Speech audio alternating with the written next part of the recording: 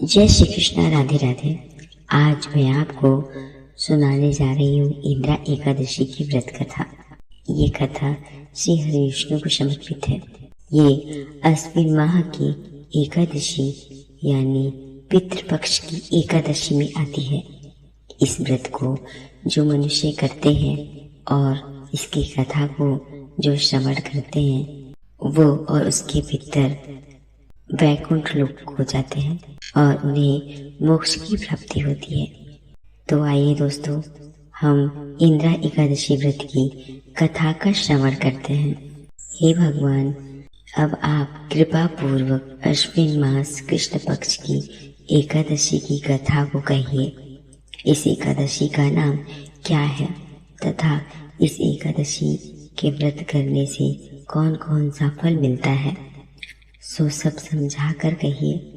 इस पर कृष्ण जी भगवान बोले कि हे नृप श्रेष्ठ, अश्विन माह के कृष्ण पक्ष की एकादशी का नाम इंद्रा है। इस एकादशी के व्रत को करने से समस्त पाप नष्ट हो जाते हैं। इस व्रत के करने से नरक में गए हुए पितरों का उद्धार हो जाता है। हे राजन, इस एकादशी की कथा के सुनने मात्र से ही वाजपेयी का फल मिलता है। सतयुग में महेशमती नाम की नगरी में इंद्रसेन नाम का एक प्रतापी राजा राज्य करता था। वह पुत्र पौत्र दान धान्य आदि से परिपूर्ण था और सदैव शत्रुओं का नाश करने वाला था। एक समय जबकि राजा अपनी राजसभा में सुखपूर्वक बैठा था, महर्षि नारद आकाश मार्ग से उतरकर वहां आए। मुनि को देखकर राजा आसन से उठकर और अर्घ आदि से उनकी पूजा करके आसन दिया। महर्षि नारद बोले कि हे राजन, आपके राज्य में सब कुशल है। मैं आपकी धर्मपरायणता देखकर अत्यंत प्रसन्न हूँ। तब राजा बोला, हे महर्षि, आपकी कृपा से मेरे राज्य में सब कुशलता पूर्वक है तथा आपकी कृपा से मेरे समस्त यज्ञ कर्म आदि सब सफल हो गए हैं। हे देव, अब आपकी क्या आज्ञा है। इस पर नारद जी बोले कि हे राजन, मुझे एक महान आश्चर्य हो रहा है कि एक समय जब मैं ब्रह्मलोक से यमलोक को गया था तो उस जगह यमराज की सभा के मध्य में मैंने तुम्हारे पिता को बैठा देखा था। तुम्हारा पिता महान ज्ञानी, दानी तथा धर्मात्मा था। एक एकादशी के व्रत के बिगड़ जाने से यमलोक को गया। तुम्हारे पिता ने मुझे तुम्हारे लिए एक समाचार भेजा है। आप मेरे पुत्र के पास जाओ। मेरे पुत्र का नाम इंद्रसेन है, जो कि महेशमती नाम की नगरी में राज्य करता है। मुझे किसी पूर्व जन्म के बुरे कर्म के कारण ही यह लोक मिला है।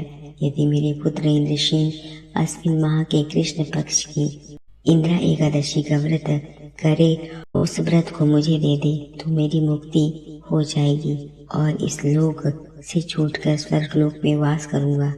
जब राजा ने महर्षि नारद से ऐसे पिता के दुख पूर्वक वाक्यों को सुना तो उसे बहुत कष्ट हुआ और इंद्रा एकादशी के व्रत की विधि पूछने लगा। हे नारद जी, अब आप मुझे इस एकादशी के व्रत की विधि बतलाएं। इस पर नारद जी बोले, हे राजन, अश्विन माह के कृष्ण पक्ष की दशमी के दिन प्रातः काल श्राद्ध सहित स्नान करना चाहिए। इसके पश्चात दोपहर को भी स्नान करना चाहिए। उस समय जल से निकलकर श्राद्ध पूर्वक पितरों का श्राद्ध करें, श्रद्धा पूर्वक पितरों का श्राद्ध करें और उस दिन एक समय भोजन करें और रात्रि को पृथ्वी पर शयन करें।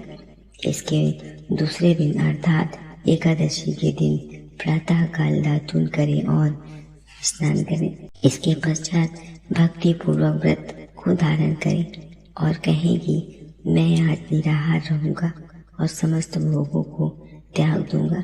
इसके पश्चात कल भोजन करूंगा। हे भगवान, आप मेरी रक्षा करने वाले हैं। आप मेरे व्रत को निभाइए। इस प्रकार आचरण करके दोपहर को शालिग्राम की मूर्ति को स्थापित करें और उत्तम ब्राह्मण को बुलवाकर भोजन करवाएं और दक्षिणा दें। भोजन में से कुछ हिस्से को गौ को दी और विष्णु भगवान की धूप दीप नैवेद्य आदि से पूजा करें और रात्रि को जागरण करें।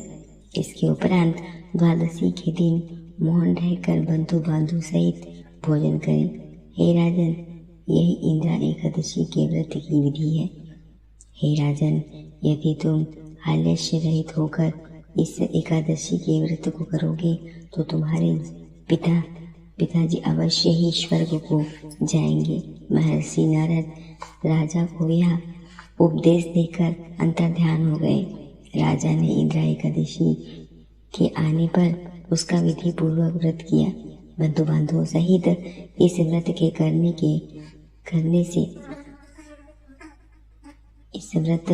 के करने से आकाश से पुष्पों की वर्षा हुई और राजा का पिता यमलोक से गरुड़ पर चढ़कर स्वर्ग को गया। राजा इंद्रसेन भी इस एकादशी के व्रत के प्रभाव से इस लोक में स्वर्ग भोग कर अंत में स्वर्गलोक को गया। श्री कृष्ण भगवान कहने लगे कि हे धर्मराज युधिष्ठिर, यह मैंने तुम्हारे सामने इंद्रा एकादशी का महात्म्य वर्णन किया। इस कथा के पढ़ने व सुनने मात्र से ही समस्त पाप नष्ट हो जाते हैं और अंत में स्वर्गलोक में जाकर वास करता है। जय श्री कृष्ण। राधे राधे।